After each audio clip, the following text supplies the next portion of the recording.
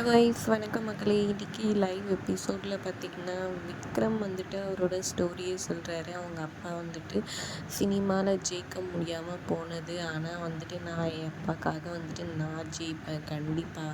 இப்போ நான் இந்த அளவுக்கு ஓரளவுக்கு தெரியிறேன்னா அது காரணமே எங்கள் அப்பா தான். நான் கூட தோற்று போகலாம், எங்கள் அப்பா தோற்று போக மாட்டாருன்னு சொல்லிட்டு அவங்க அப்பா பேரோட செம்மையாக வந்துட்டு பெருமையாக சொல்கிறாரு. நல்லாவே இருக்கிறத பார்க்கும்போது இன்னொரு பக்கம் அரோரா வந்துட்டு அவங்களோட ஸ்டோரியை சொல்கிறாங்க.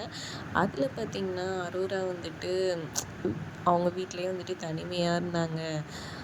ரொம்ப வந்துட்டு ஒரு மாதிரி இது பண்ணாங்க.